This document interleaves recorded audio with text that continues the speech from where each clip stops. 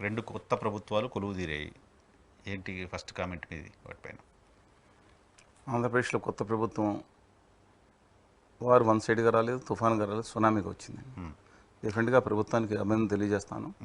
చంద్రబాబు నాయుడు గారి నేతృత్వంలో ఆంధ్రప్రదేశ్ అభివృద్ధి గమనంలో పయనించాలని కోరుకుంటున్నాను. ప్రత్యేక హోదా విభజన హామీల సాధన కూడా తీసుకుని, ఎందుకంటే కాంగ్రెస్ పార్టీ అధికారంలోకి వస్తే ఇస్తానని చెప్పి స్పష్టంగా చెప్పారు మొట్టమొదటి. అందుకని సాధ్యం కాదని చెప్పేవాళ్ళు ఎవరైతే ఉన్నారో వాళ్ళు ఆంధ్రప్రదేశ్కి, తెలుగు జాతి ప్రజలకి ద్రోహుల కిందే భావిస్తానండి. స్పష్టంగా నాకు క్లారిటీ ఉంది. దాంట్లో వచ్చే రాయితీలు ఏదైతేనో ఈశాన్య రాష్ట్రాలకు వెళ్తున్న 27 వరకు అని మీకు తెలుసు. అందువల్ల అది కూడా అంటే విభజన హామీలు మనకు అవసరం లేదనే వాళ్ళు ద్రోహుల కింద భావిద్దాం. కానీ చంద్రబాబు నాయుడు గారి కుమారుడు లోకేష్ గారు ఒక మంచి మాట చెప్పారు. విభజన హామీల మీద మేము పాజిటివ్గా ముందుకెళ్తామని చెప్పారు, తెచ్చుకుంటాం, సాధిస్తామని చెప్పారు. విభజన హామీలు డెఫినెట్గా ఆ పాజిటివ్ యాంగిల్ తీసుకోవాలి. జనసేన పార్టీకి సంబంధించిన అగ్రనేత కూడా నాతో మాట్లాడతా, ఒక అగ్రనేత డెఫినెట్గా అఖిలపక్షం ఏమని చెప్దామండి ముఖ్యమంత్రి గారికి. డెఫినెట్గా మనకి మన ప్రయత్నం అయితే మనం చేయాలి, ఎవరిని మనం దూషించనక్కర్లేదు, గట్టిగా చేయక్కర్లేదు. ఎన్డీఏ సర్కార్కి వస్తుంది, ఇప్పుడున్న సిచ్యువేషన్లో తెచ్చుకోవడానికి అవకాశం ఉంది, తెస్తే బాగుంటుందని. కానీ ముందు బిఫోర్ దట్ నేను గత 6-7 నెలల నుంచి మాట్లాడతాను. ఎగ్జాక్ట్లీ నేనే చెప్పబోతున్నాను. నేను ఇంట్రడక్షన్లో చెప్దాం అనుకున్నా. నా దగ్గర మనం ఇప్పుడు ఒక 6-7 ఇంటర్వ్యూస్ చేస్తే ప్రతి ఇంటర్వ్యూలో గ్యారెంటీగా ఆంధ్రప్రదేశ్లో ప్రభుత్వం మారుతుంది అని కన్సిస్టెంట్గా లాస్ట్ 6 మంత్స్గా డిసెంబర్ నాకు ముందు నుంచి ఎప్పుడు ఫస్ట్ నా దగ్గరికి నేను బయట అయితే 1 year 6 months 1.5 years అని చెప్తున్నాను. చాలా స్టాండర్డ్గా ప్రభుత్వం అదేది కూటమి కలవకముందే బీజేపీలో బీజేపీతో కలవక ముందే అసలు తెలుగుదేశం ఇండిపెండెంట్గా పోటీ చేసినా సరే నీకుందని చెప్తూ వచ్చారు. ఎలా అంచనా వేయగలిగారు మీరు? 2019లో ఎలా అంచనా వేయగలిగాను? 2014లో అంతకుముందు 12లో మ్యాసివ్ మెజార్టీ వచ్చినప్పుడు ఒక తెలుగుదేశం పార్టీ సీనియర్ నేత మాజీ ఎంపీ గారు మాట్లాడతా మొత్తం తెలుగుదేశం డిపాజిట్ కూడా పోతున్న 2-3 కాన్స్టిట్యూన్సీలు పోయిందని మా నర్సాపురం రామచంద్రపురంలో చిక్కల రామచంద్రరావు గారికి మా ఊళ్ళో ఇద్దరికి పోయిందని నర్సాపురం కాన్స్టిట్యూన్సీ చెప్పాను. మారుతుంది, ఒక వేపర్తిని మెజార్టీలో తెలుగుదేశం అధికారంలోకి వచ్చే అవకాశం కనపడుతున్నాను. 2009లో 18 సీట్లు 18 నరసింహరావు గారితో మాట్లాడినప్పుడు అలాగా ఇదేం లేదండి. జనంలో నేను 100-175 కాన్స్టిట్యున్సీలు తిరిగిన వాడిగా చెప్తున్నానండి. 175 కాన్స్టిట్యున్సీలో ఉన్నవాడిగా, ఎన్నికల ముందు కూడా అనేక కాన్స్టిట్యున్సీలు వ్యక్తిగతంగా తిరిగిన వాడిగా ప్రజల్లో ఒక పల్స్ కొంతమంది తెలుస్తామని, దాంతోపాటు నాతో పాటు ఉన్న పెద్దలు ప్రొఫెసర్స్ వీళ్ళ స్టూడెంట్సే సర్వే చేస్తారు. ఏ సంస్థ, ఢిల్లీ సంస్థ, ఇక్కడ లోపల సంస్థ ఎక్కువ ఇస్తారు. దాంతోపాటు మూడోది ఒక సమాచారం 3 తీసుకుని కోటికి నాదే ఉందండి. అన్నింటినీ క్రోడీకరించి చెప్పడమే, ప్రజల్లో కొంత పల్స్ని తీసుకుంటమే. బట్ నేను ఎక్స్పెక్ట్ చేయలేదు 164 105 స్థానాలు బేసిక్గా వస్తాయి. ల్యాండ్ టైటిలింగ్ యాక్టు మరియు మేనిఫెస్టో ఇది కనుక ఎంత ప్రజలకు వెళ్తే అన్ని సీట్లు పెడితే 125-135 అవచ్చు మ్యాక్సిమం అనుకున్నాం. కానీ ఈ తరహా వస్తుందని ఊహించలేదండి. ఇది మాత్రం నేను ఖచ్చితంగా ప్రజల్లో అంత డెప్త్ని పట్టుకోలేకపోయాం. కానీ ఎట్టి పరిస్థితుల్లో కూటమి వస్తున్నాను కన్నా నా మీద భయంకరంగా ట్రోల్ చేశారు. నిజంగా చెప్తున్నాను, కింద ఎన్ని రాశారు, ఎన్ని తిట్లు తిట్టారో నా మీద. ఇంతకుముందు 141 స్థానాలు వైకాపాకి వస్తాయని పెట్టినందుకు తెలుగుదేశం పార్టీ అధినేత పక్కనే ఆయన లేకుండా ఈయన కనపడరనే పెద్ద మనిషి ఆయన ఫోన్ చేసి నాతో ఏం మాట్లాడారు, వాళ్ళు ఎలాంటి ఇబ్బంది అయింది, అలా జరుగుతూ ఉంటాయి.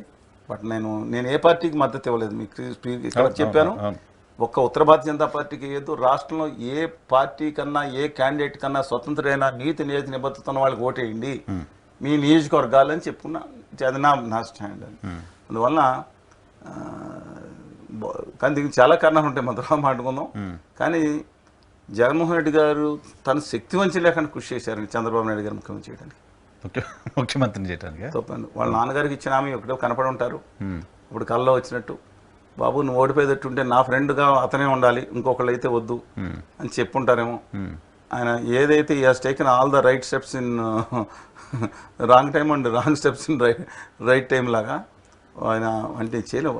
40-50 తప్పులు చేసి ఉండొచ్చు, మంచి పనులు కూడా కొన్ని జరిగినాయండి. దీన్ని కూడా కొంతమంది హర్షించలేరు. నేను స్పష్టంగా చెప్పాను మిగతా విషయాల్లో. ఇప్పుడు ఎక్స్పోర్ట్స్ పెరగటం ఇవన్నీ చూశారు కదా. 92,000 ఎక్స్పోర్ట్స్. ఇప్పుడు కొంతమంది బయలుదేరతారు, రాష్ట్రం నాశనం అయిపోయింది, ఇక శ్మశానంలోంచి నిర్మించాలి. చాలా తప్పండి. ఆంధ్రప్రదేశ్ శ్మశానం కాదు, లైఫ్ ఉన్న జీవితం ఉన్న యువతున్న అద్భుతమైన చైతన్యం గల యువతున్న ప్రదేశం, అద్భుతమైన సహజ సంపదన ప్రదేశం. కావాల్సిందంటే కేంద్ర ప్రభుత్వంతో హోదా విభజన హామీల సాధన. కానీ జగన్మోహన్ రెడ్డి గారు అమరావతి రైతుల మీద, అమరావతి మహిళల మీద చేసిన కక్షాదింపు చర్యలు చంద్రబాబు నాయుడు గారు నేను స్పష్టంగా అమరావతిలో పండగ వాతావరణం ఇప్పుడు కనపడుతుంది అనేది వీడియోస్ చూస్తున్నాం. చంద్రబాబు నాయుడు గారు అప్పుడు కాదు నా బాధ ఏంటని చెప్పాలంటే మీకు, చంద్రబాబు నాయుడు గారిని వేధించిన దానికి ఖచ్చితంగా వ్యతిరేకించాను. రోడ్డు మీద నిరసన దాంట్లో పాల్గొన్నాను. ఒక ఆయన నరసింహన్ గారు దీక్ష చేస్తుంటే దీక్ష సంఘీభావం తెలియజేశాను, అనేక చోట్ల మాట్లాడాను. అంతేకాకుండా ఢిల్లీకి వెళ్ళి లోకేష్ గారు అక్టోబర్ 2వ తారీఖున ఒకరోజు దీక్ష చేస్తుంటే బయట మిగతా పార్టీలు ఎవరు రాలేదండి. నేను మిగతా ప్రొఫెసర్స్ వెళ్ళి సంఘీభావం తెలిసి వచ్చాం. ఈ వార్తని 99% మంది ఛానల్స్ బ్యాన్ చేశారు. నేనేం తప్పు చేశాను నాకు తెలియదు. అంటే ఇప్పుడు ఛానల్స్ గురించి ఏమైనా మాట్లాడితే కూడా పార్టీలకు వ్యతిరేకులుగా ముద్ర వేసేస్తున్నారు. నేను ఏ ఛానల్స్ అయినా నేను ఒక ఛానల్ అన్నాను, విత్ డ్యూ రెస్పెక్ట్ జర్నలిస్ట్, నేను జర్నలిస్ట్ తప్పట్ను, వాళ్ళకున్న ఒత్తిళ్ళు వాళ్ళకు ఉండొచ్చు.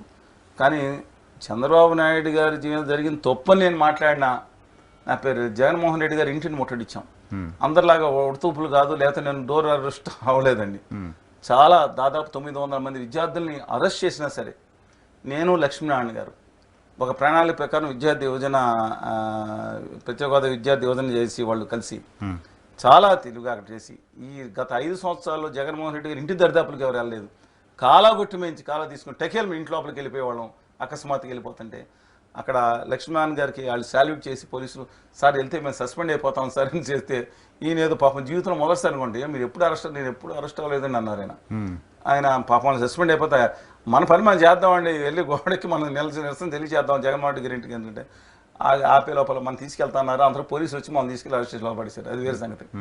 అందువల్ల దీన్ని 99.9% ప్రజలకు తెలియచేయలేదు. ఎవరన్నా ఒకళ్ళు లోపల ఇంట్లో కూర్చుని హౌస్ అరెస్ట్ అని పెట్టగానే అడౌట్ చేసేవారు.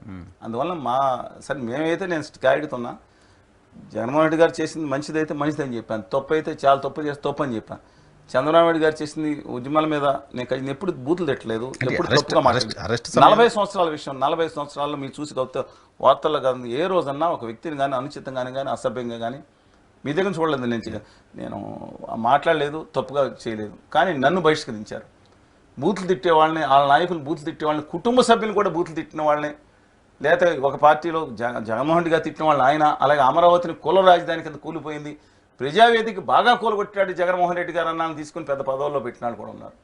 వాళ్ళని ఎవరు అన్నాళ్ళు నన్ను అంటూ ఉన్నారు. సరే కానీ వాళ్ళు letters I don't journalist very very నేను అందరు జర్నలిస్టులు ఒక మాట అనండి ఎవరిని రెస్పెక్ట్ వాళ్ళకున్న ఒత్తిడి వాళ్ళకుంటాయి. కానీ నాకు జరిగింది మాత్రం